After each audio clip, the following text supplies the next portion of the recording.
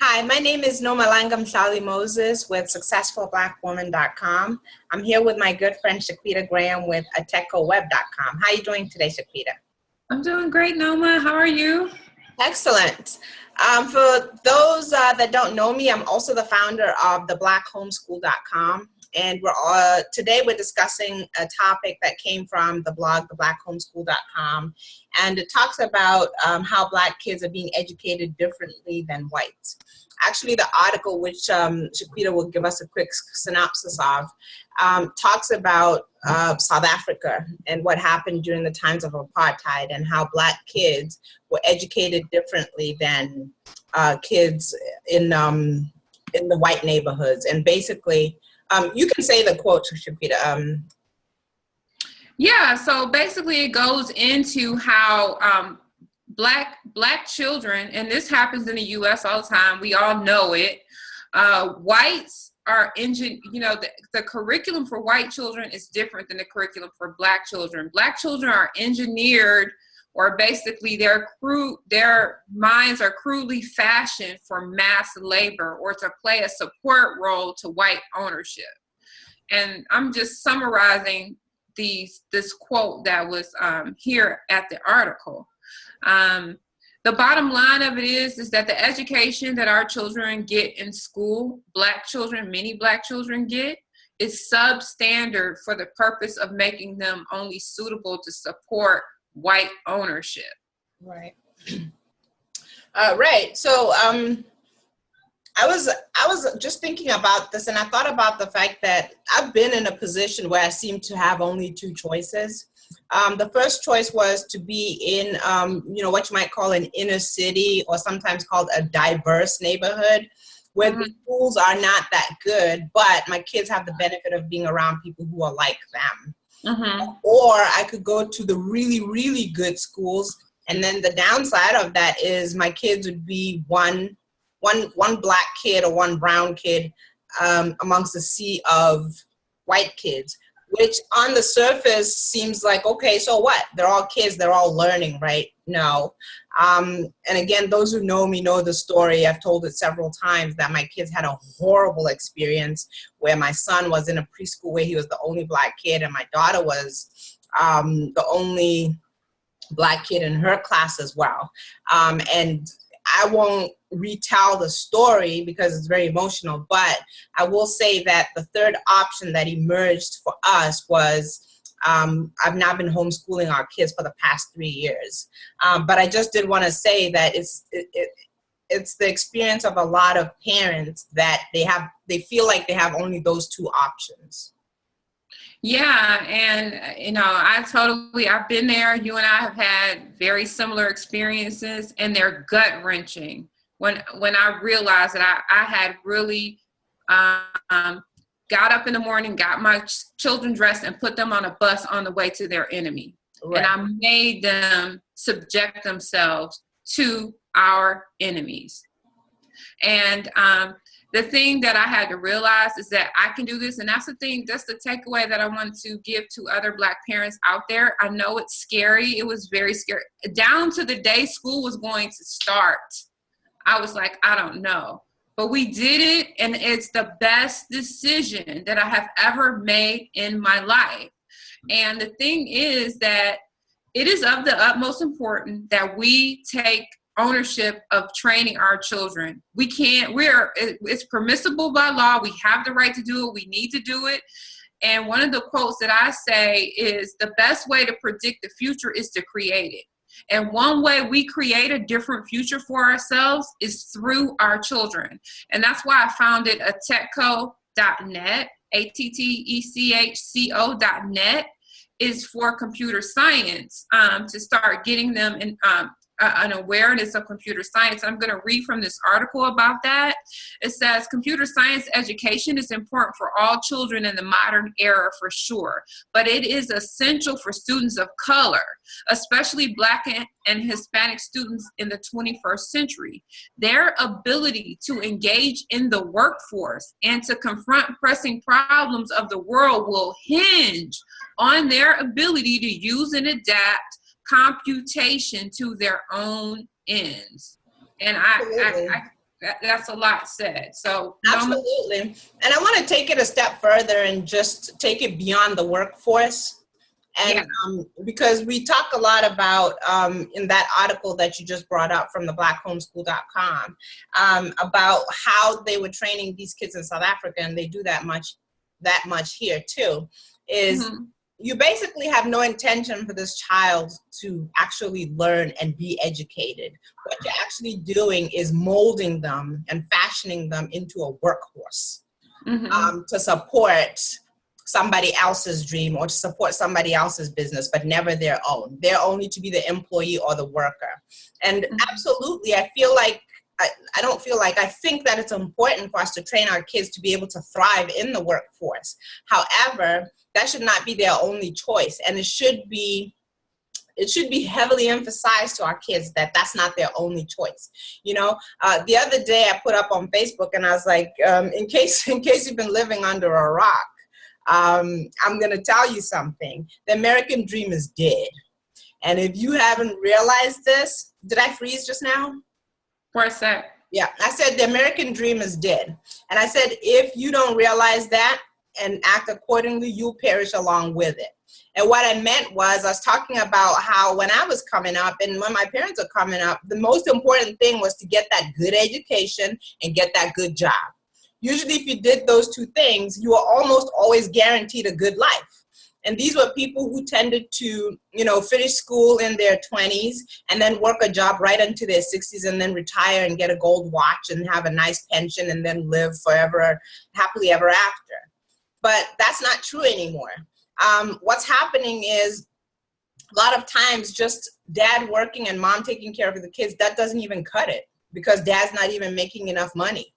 And so mom has to go into the workplace. So that has changed. And then the other thing is we can't assume that when you go to the workplace that you're going to stay there or that it's going to support you and your family. There's a good chance that if they decide that their bottom line is not looking how they want, you are the person that they identify to remove from the payroll and throw your life into a crisis if that's what you've been depending on. So I personally feel like I'm not going to put my kids in a situation where somebody's going to train them and mold their minds to believe that they have to depend on somebody else to feed their family. I already, and I've said this before, I already tell my kids that there's many, many, many ways to approach life. Absolutely, you have to work hard. Absolutely, you may end up working for somebody, but you don't always have to accept what what you know the general society used to try to impose on us, that we should go through this whole thing of just go to school and get a job. You don't have to do that. You can be the one who creates a job. You can be the one who didn't go to school and learns in a different way. There's so many options. Yeah, I mean, I'm with you. That whole thought process is truly dead. And on the topic of white children being trained different than black children, and you've been to the schools and you've been to the summer camps, to go to a summer camp to learn programming costs $500 a week. To go to a summer camp to learn about robotics, it's $500 a week. To go to a summer camp to learn how to be an entrepreneur, $500 a week. To go to a summer camp to learn debating skills, $500 a week. And many of them in my area get sold out. So those are white kids in those programs. When you look at Stanford courses, Harvard courses, which are open online in many cases, those people in those schools are being learned how to take a product and take it to market. They're learning how to create businesses, and they are learning how to utilize technology. There is no business without technology, bottom line. When I talk about workforce, I am talking about the people who are working for you, okay? You can't, whole workforces are managed online now. Right. You know what I'm saying? They're managed remotely. So, you know, technology is the key. There are no businesses without technology. And we have to ask ourselves, are we really preparing our children? See, we have to understand that we are in a system of white supremacy. The institutions, the educational system, the labor market, the entertainment, all of that And in order to get out of that, we have to create new systems. Are our children equipped to do that? Are they equipped to be leaders and be people who are controlling their own destiny and not being able to, not being subordinated and given a plan for their life? Because that is what the education system has said to Black people. You don't need to learn this. All you need to do is learn enough to read the directions that I give you and execute them. Right. So again, are we preparing our children to create new institutions and to lead and to innovate? If so, the way you check that is if your children admire Abraham Lincoln, if they admire Benjamin Franklin, if they admire Thomas Jefferson, they're not prepared. Right. If you give your child the doll test, I give my child the doll test. Absolutely. You know, that is preparing them mentally, because if they're going to these public schools, these private schools, these Christian schools, they are being taught white supremacy. So if you choose to do that, just know that you're subjecting your child to their enemies and teaching them how to be subjugated to their enemies. Absolutely. You know, I want to answer questions that I know always come up. You know, Shaquita, you're an expert in the technology field, which is why I love having these conversations about you, because you always rightfully emphasize the importance of technology.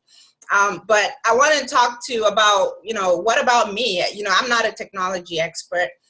What would I do to try and help my kids? And that's where, you know, platforms like the one you've created at TechCo are very important. You don't always have to look at what your kids are going to learn coming from you. It doesn't, and the same thing applies to homeschooling. It's not about you. I don't know all the math in the world from elementary school, because I got my son when he was only in preschool and my daughter when she was in the 2nd grade. I started homeschooling them then. I don't know all the math all the way from the 1st grade all the way to, what is it, you finish with 12th grade? I don't know all that.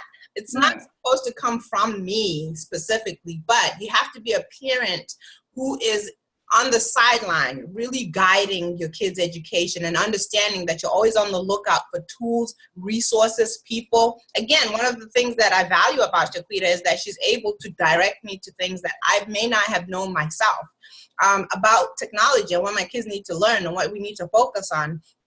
I will also say that I'm married to a techie, so that it helps too. But my point, though, is that you don't have to look at it as something that comes just from you. Because if you do that, you're creating a ceiling beyond which your kids cannot go. You're the one who's opening the doors for your kids. You're the one who's expanding their horizon beyond yourself.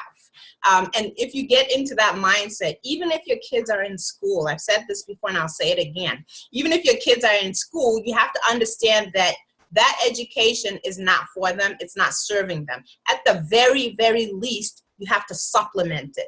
You have to look at it and help them analyze it and see that some of this that you're learning is actually not correct. Or it may be correct for some people, but it's not correct for you. And this is what's correct. Or start looking here. Start expanding your mind. Start looking beyond this. And if you do that, eventually you'll do better than people who just shove their kids in school and use the school as a babysitting service while they go try and make a paycheck at work.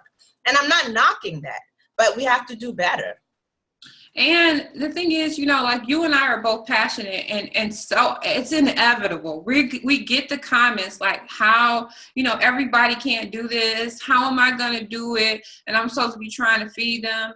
There are so many ways to do this, guys. And that's why, you know, at the Black Homeschool, you're at not only the Black Homeschool, but you have a course in the Black Business School about homeschooling. Yeah. And then at techcoweb.com, I have a course about technically teaching homeschool. I have a webinar talking about the technology that I use to teach my kids. Because like you said, first of all, let me just throw this out there. They're going to school. They're not interacting with the teacher. When I would come up to the school, My kid is always sat in the back of the class, even when I tell them to put them to the front. The teacher has 25 kids to teach. Then they're changing subjects. They're moving around. I read a report that like they're getting than an hour of actual instruction. And as far as individual attention is less. So you cannot be a worse teacher than what's in the school system. I really doubt it.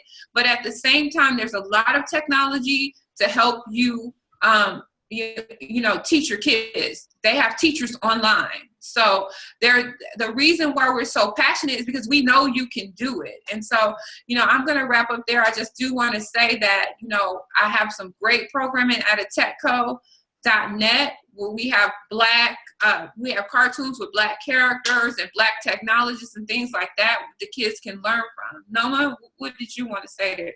That's it. And, just to wrap up, I do want to encourage people to check out atechoweb.com. And then the other one is atecho.net. Mm-hmm. And also check out the blackhomeschool.com. The reason why I created that platform was when I decided to homeschool my kids, it was a very interesting time. But what I will say is when I started looking for resources to help me to make that transition, it was very, very hard to find them. I found a lot of information about homeschooling, but it did not specifically talk about the experience of a Black parent and why they're homeschooling their kids and what happens when they do. So what I did was I eventually started the platform, and I've really done my best to get people who talk a lot about the experience of the Black kid, talk about the Black public schools, the public school system from the perspective of a Black parent and from the perspective of a Black kid.